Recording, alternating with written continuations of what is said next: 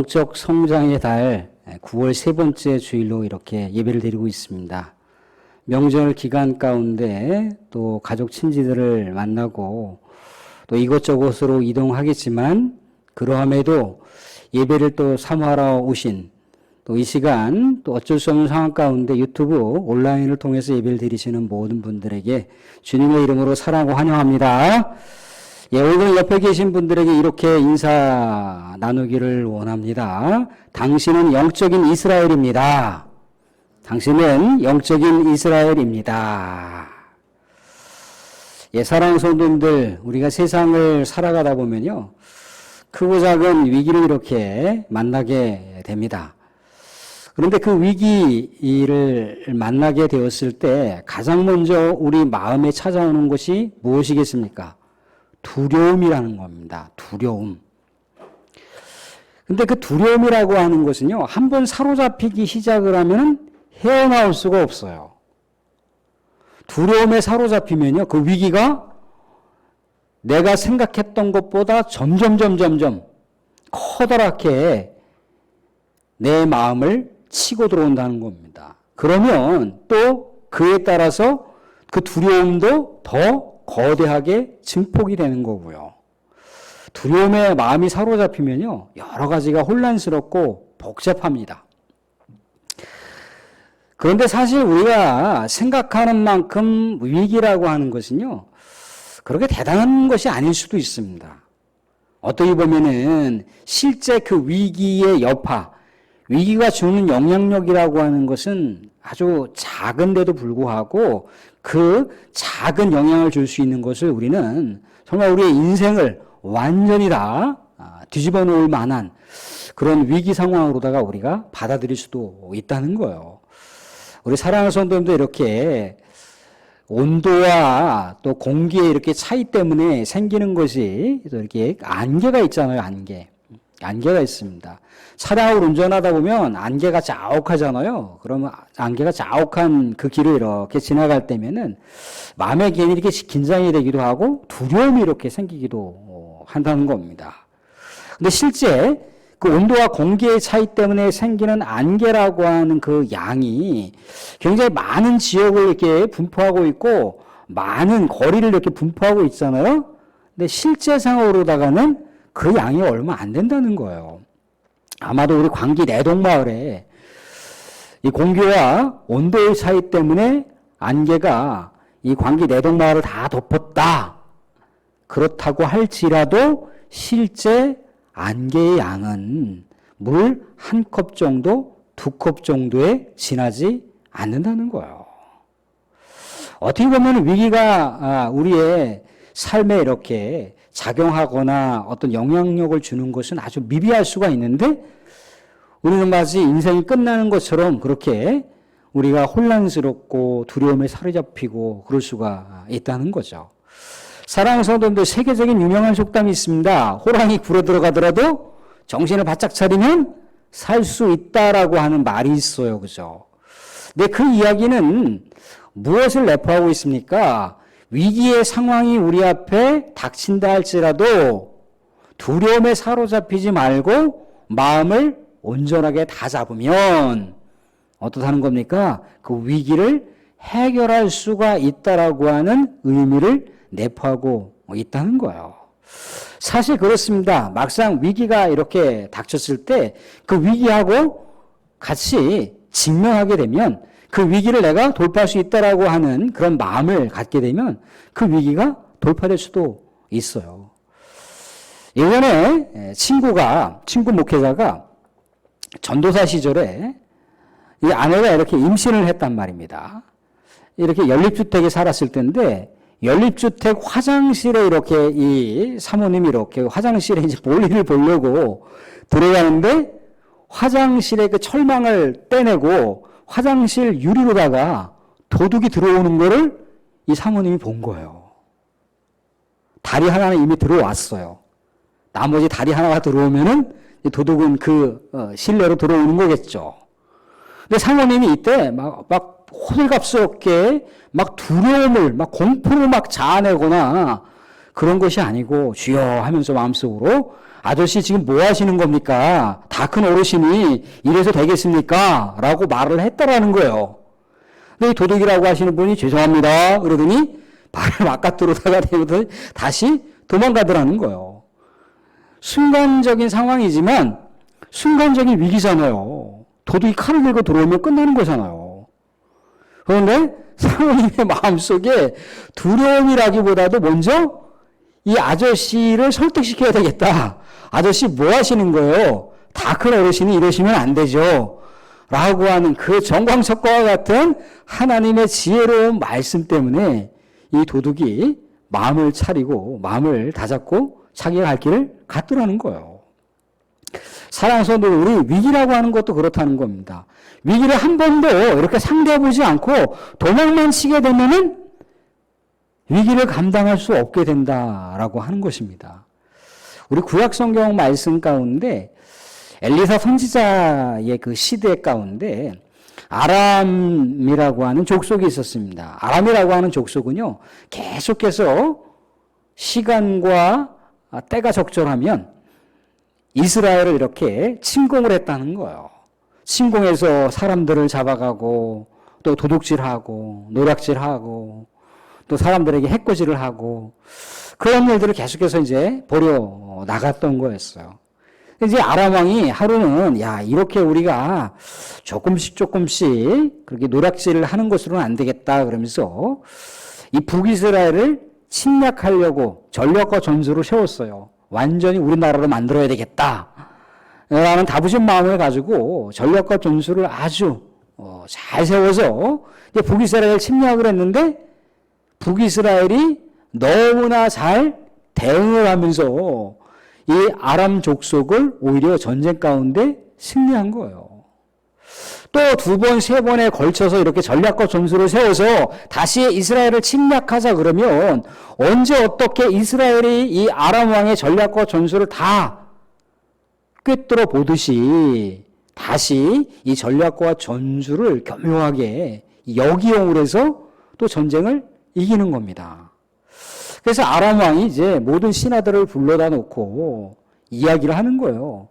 우리가 이렇게 그 누구도 모르는 전략과 전술을 세워서 북이스라엘을 향해서 침략을 하게 되면 북이스라엘이 이 모든 전략과 전술을 다 파악하고 대응을 하는 것 같은데 우리 안에 지금 첩자가 있는 것 같다. 우리 안에 간첩이 있는 것 같다. 색출하라. 그러면서 명령을 내렸습니다. 근데 간첩이 안 나오는 거예요. 첩자가 안 나오는 겁니다. 신하 중에 한 사람이 뭐라고 얘기하냐면 왕이시여 우리나라에 간첩이 있는 것이 아닙니다. 첩자가 있는 것이 아닙니다. 저 북이스라엘은 북이스라엘을 든든하게 지키고 있는 엘리사라고 하는 선지자가 있는데 엘리사라고 하는 선지자가 왕과 신하들 안에서 세운 이 전략과 전술을 다 파악하고 있다는 거예요. 다 파악해서 그 내용 증명서들을 이스라엘 왕에게 통보해 주니까 이스라엘 왕이 모든 상황들을 다 대응을 할 수 있던 겁니다. 라고 그렇게 신하 중에 한 사람이 아람 왕에게 그 상황들을 얘기해 줍니다.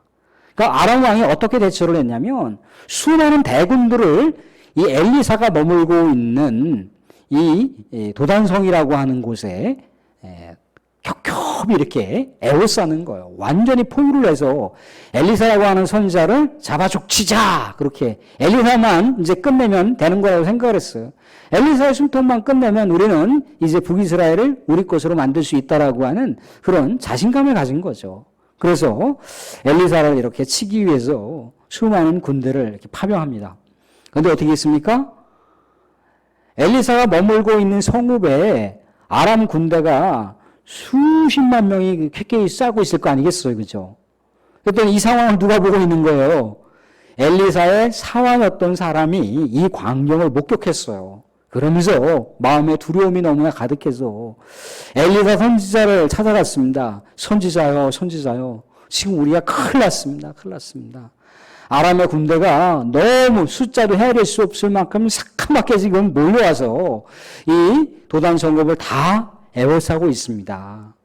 이 선지자야, 우리가 도망쳐야 되지 않겠습니까? 라고 이렇게 선지자에게 아뢰고 있는 거예요. 엘리사 선지자가 뭐라고 얘기하냐면 사환한테 두려워하지 말라 하면서 우리와 함께하는 이가 저들과 함께하는 자들보다 훨씬 더 많으니까 두려워하지 말라고 그렇게 이야기를 해줍니다. 근데 상황 생각할 때 아무리 생각해봐도 지금 우리가 36개 주량랑을 치지 않고서는 뼈도 못 추리는 그런 상황인데 엘리사 선지자가 그렇게 얘기하는 자체가 못 믿었을 거 아니겠어요. 엘리사 선지자가 뜨겁게 하나님께 기도를 합니다. 그랬더니 이 사환의 두려운 마음에 눈꺼풀이 쫙 벗겨지기 시작을 하면서 어떻게 됐던가요? 엘리사가 머물고 있던 도단 성읍을 수십 겹을 쌓고 있었던 아람 군대 뒤편에 산 능성이 있는데 산 능성에 하나님의 불말과 불병거가 새카맣게 또 에워싸고 있는 거예요. 그래서 엘리사 선지자가 두려워하지 말라고 했다는 겁니다. 결국 뭐겠어요? 사람이 아무리 위기를 조성하고 위험한 상황을 만들어도 하나님께서 하나님의 사람을 지키고자 하신다면, 하나님의 사람을 보호하시고자 한다면 위기는 그렇게 대단한 것이 아니라고 하는 것을 말씀 우리에게 증명해주고 있다는 겁니다. 사랑하는 성도님들, 아무리 위기가 우리의 삶을 완전히 다 망가뜨리고 우리의 삶을 완전히 파괴할 것 같지만 그 위기가 하나님보다 크겠습니까? 하나님보다 위기가 크다라고 하는 얘기를 들어보신 적 있습니까? 하나님보다 위기는 크지 않아요. 그래서 사도 바울이라고 하는 사람도 뭐라고 얘기합니까? 어떤 위기 상황이나 어려운 상황이 왔을 때 뭐라고 얘기하나요? 염려하지 말고 걱정하지 말고 다만 기도와 간구로 하나님께 나아가라고 얘기하고 있어요. 그런 모든 지략에 뛰어난 하나님의 평강이 그리스도 안에서 너의 마음과 생각을 지켜주신다라고 얘기를 하고 있다는 겁니다. 이사야 선지자가 또 뭐라고 얘기합니까? 두려워하지 말라는 거예요. 놀라지 말라는 거예요. 위기 상황에 몰려오더라도 안절부절 그렇게 혼란스러워하지 말라는 거예요. 왜 그렇습니까? 그 근거가 뭔가요? 하나님의 백성은 하나님께서 책임지신다는 거예요. 하나님이 능력의 손으로 딱 붙들었는데 뭘 두려워하냐는 거예요. 두려워하지 말라는 거예요. 그 하나님만 바라보라는 거예요.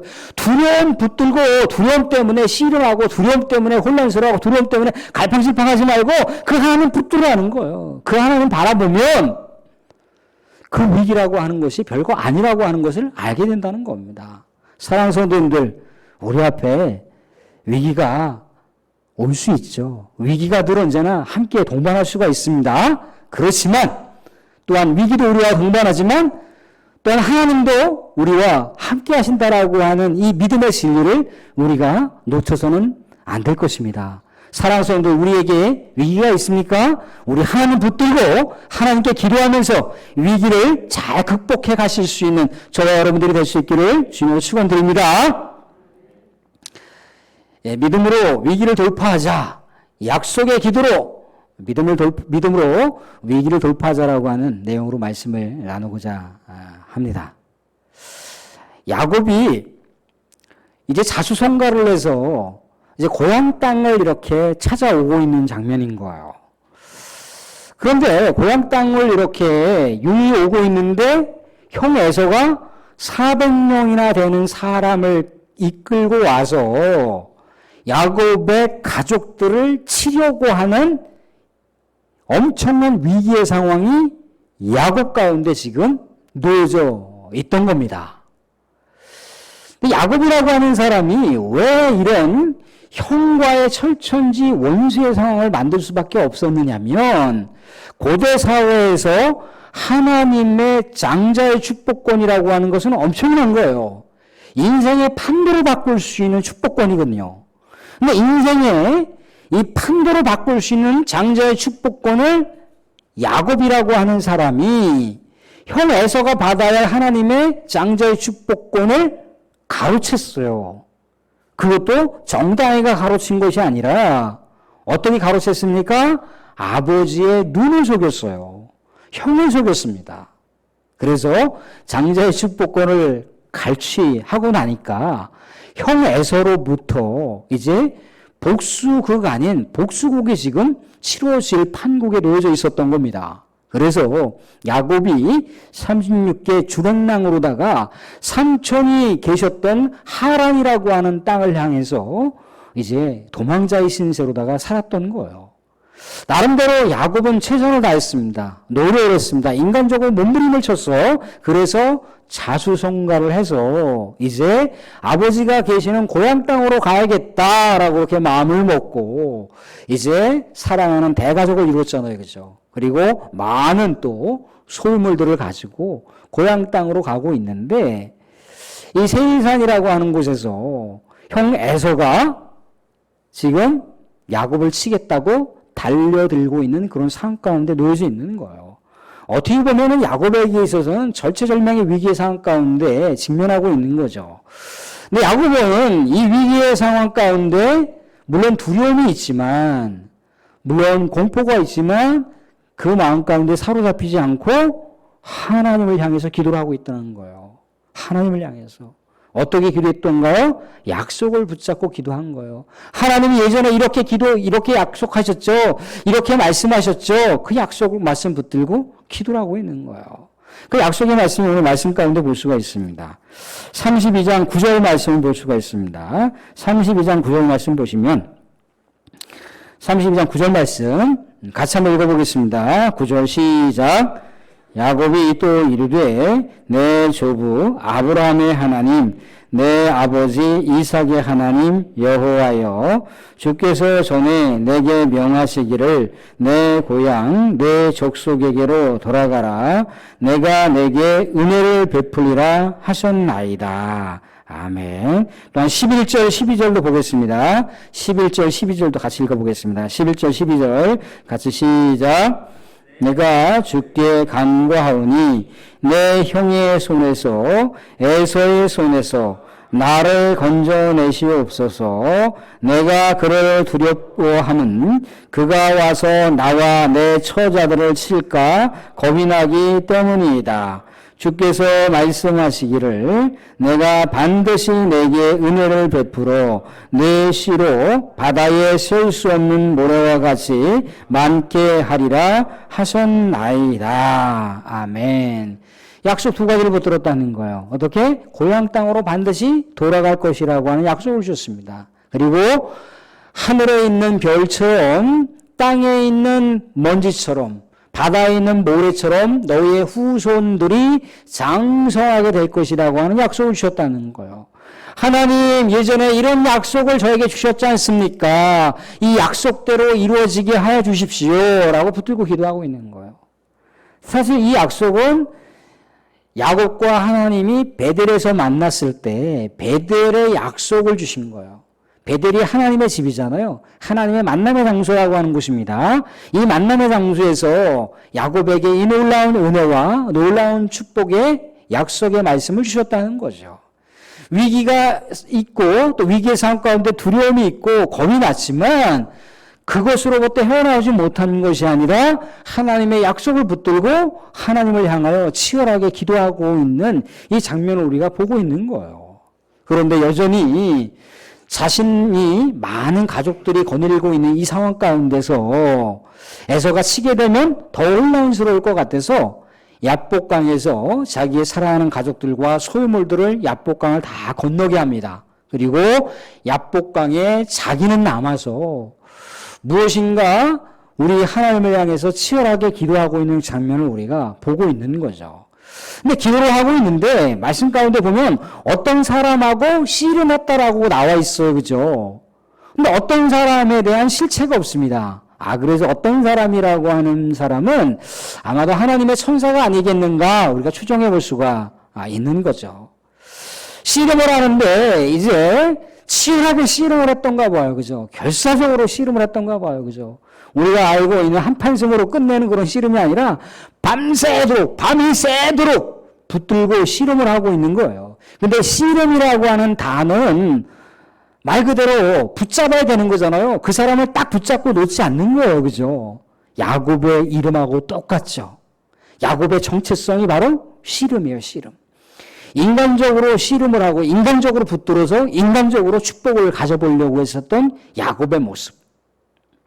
야곱의 옛날의 모습이 그랬다는 거죠. 야곱은 어떤 삶을 살았습니까? 그냥 그렇게 축복을 받고 싶어서, 하나님의 축복을 받고 싶어서, 아버지로부터 인정을 받고 싶어서 아주 부단히 인간적으로 애를 쓰고 인간적으로 몸부림쳤던 사람이 야곱이에요. 그런데 야곱의 인생은요, 이때만 해도 하나님의 은혜가 별로 없었어요. 너무나 인간적으로 애를 썼던, 어떻게 보면 우리가 이 세상을 살아가는 모습과 비슷할 수가 있습니다. 정말 치열하게 전쟁과 또 같은 그런 삶을 결사적으로 살아가는 우리의 삶의 모습과도 흡사할 수가 있더라는 거죠.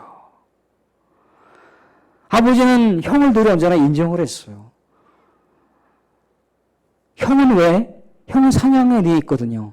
형은 담대했어요. 형은 호전적이었습니다. 남성다웠어요. 그런 모습이 아버지 이삭에게는 마음에 들었던 거죠. 그런데 야곱은 어땠습니까? 유리는 할 줄 하고 있었고 엄마하고 이렇게 치마폭 바람에서 치마폭에서 놀아나지 못하는, 헤어나지 못하는 그런 삶을 살았다는 거죠. 그러니까 아버지 이삭이 생각할 때 못 믿어온 거예요. 그러니까 아버지 이삭으로부터 인정을 받고 싶어서, 칭찬받고 싶어서, 축복받고 싶어서 이제는 어땠습니까? 하나님의 장자권까지 이제 갈취했어요. 아버지의 눈을 속여서, 아버지의 귀를 속여서, 아버지가 연세가 지긋하다 보니까 이게 쌍둥이 형 에서인지 이게 쌍둥이 동생 야곱인지 분간하기가 힘들다는 거죠. 그래서 아버지의 눈을 속였습니다. 또한 아버지의 귀를 속였어요. 형 에서처럼 싹 변장을 해서 장자의 축복권, 하나님의 장자의 축복권을 갈취했더라는 거죠. 이러한 모습처럼 야복강을 건너기 전에 야곱이 역시 마찬가지로 이런 모습으로다가 하나님의 천사를 치열하게 붙들고 기도하고 있는 거예요. 밤새도록. 근데 하나님의 천사가 우리의 고대 사회나 뭐 우리 그 봉건 근대 사회에도 마찬가지듯이 어떤 영적인 존재는 새벽이면 다시 자기의 자리로 돌아가야 되지 않습니까? 그죠? 하나님의 천사가 자기의 자리로 돌아가야 된다라고 하는 것 때문에 어떻게 했습니까? 야곱에게 지금 노라는 거예요. 노라는 거예요. 바짓가랑이 벗겨지니까 빨리 놔달라는 거예요. 그래서 어떻게 했습니까? 이제 못 놓겠다는 거예요, 야곱이. 나에게 축복하시지 않으면 내가 이것을 못 놓겠습니다. 못 놓겠습니다. 하니까 이 하나님의 천사가 어떻게 했습니까? 이제 하도 기가 막히니까 이제 야곱에게 물어봤어요. 도대체 내 이름이 뭐냐? 했더니 내 이름은 야곱입니다. 천사를 붙들었잖아요. 천사의 삿발을 붙들고 씨름을 했지 않습니까? 천사의 바짓가랑이 붙들고 축복하지 않으면 못 갑니다. 못 갑니다. 아주 때를 썼잖아요. 이게 야곱의 모습이라니까요. 그래서 예, 천사가 어떻게 반응합니까? 너는 이제 앞으로 야곱이라 하지 말고 이스라엘이라 하는 거, 이스라엘이라. 그러면서 축복을 해주세요. 어떻게 축복을 해주던가요? 오늘 말씀 가운데 보면 이렇게 축복합니다. 29절 한번 볼까요? 29절. 29절 한번 보겠습니다. 29절, 30절 같이 한번 읽어보겠습니다. 29절, 30절 시작. 야곱이 청하여 이르되 당신의 이름을 알려주소서. 그 사람이 이르되 어찌하여 내 이름을 묻느냐 하고 거기서 야곱에게 축복한지라. 그러므로 야곱이 그곳 이름을 분이엘이라 하였으니 그가 이르기를 내 하나님과 대면하여 보았으나 내 생명이 보존되었다 함이더라.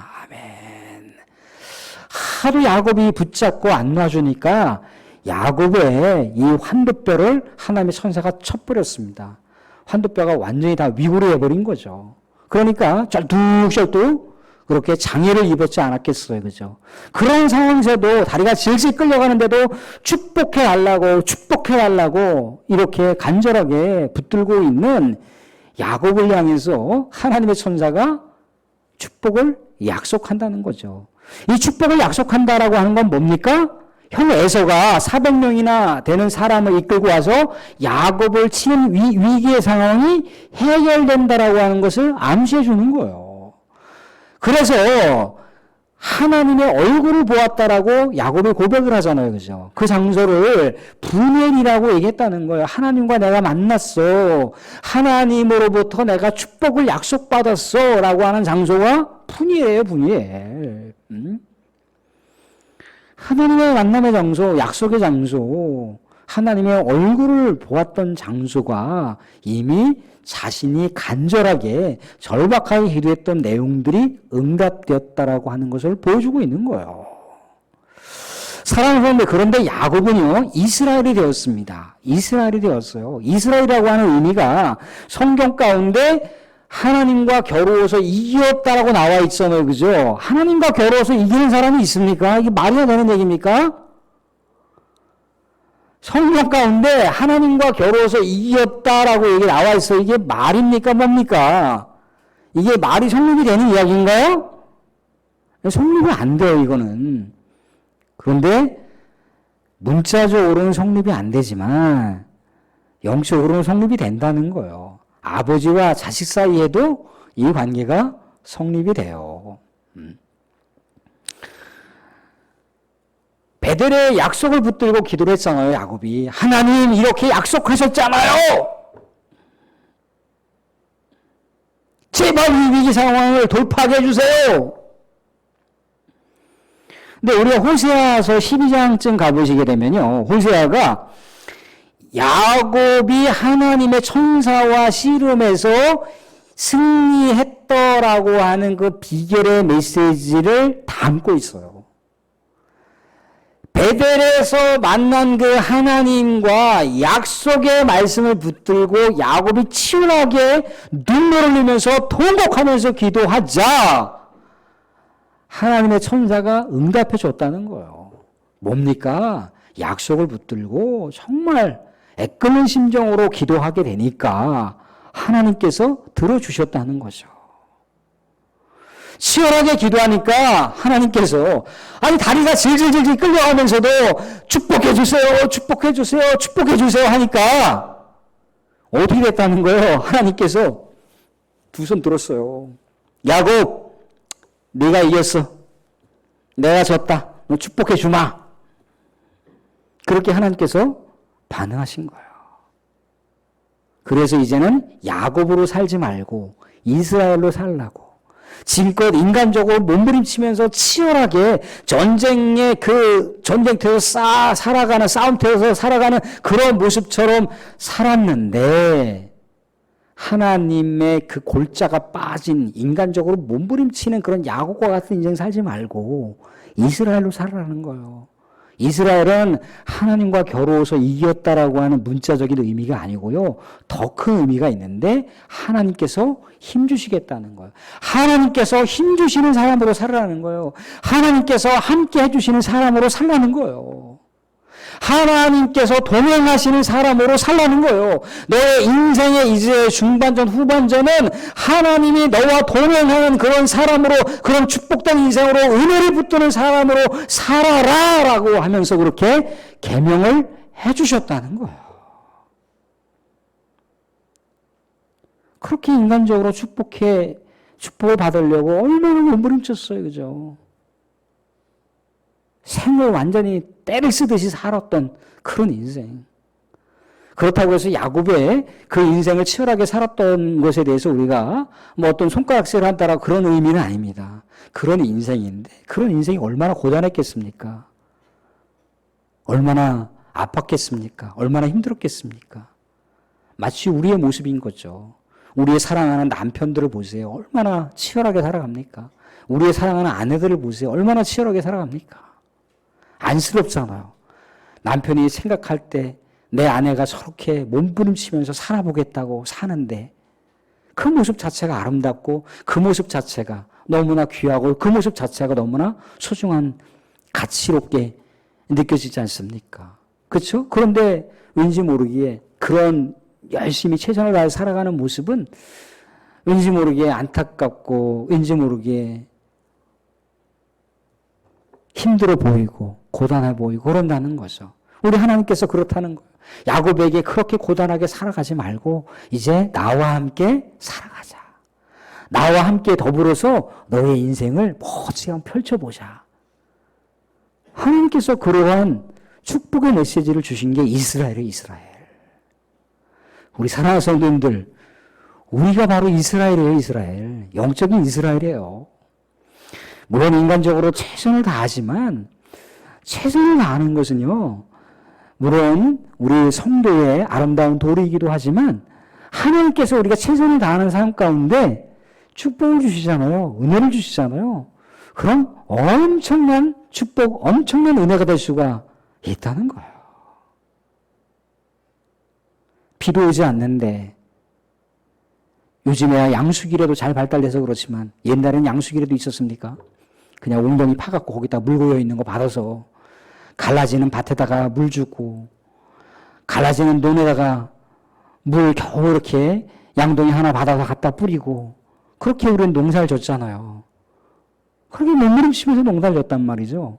그런데 하나님께서 한 2시간만 그냥 굵은 소나기만 쫙 갖다 뿌리시면 얼마나 농사를 수월하게 질 수가 있지 않습니까? 그죠? 하나님의 은혜가, 하나님의 축복이라고 하는 것이 그렇다는 거예요. 그러니까 야곱의 중반전, 후반전을 하나님께서 그렇게 살라고, 이스라엘로 살라고, 야곱처럼 몸부림치면서 고단한 인생을 살지 말고, 하나님과 더불어서 웃으면서 기쁘게 행복하게 그렇게 살라고, 하나님께서 힘을 실어주겠다라고, 그런 인생을 살라고, 이스라엘로 살라고 그렇게 하셨다는 거예요.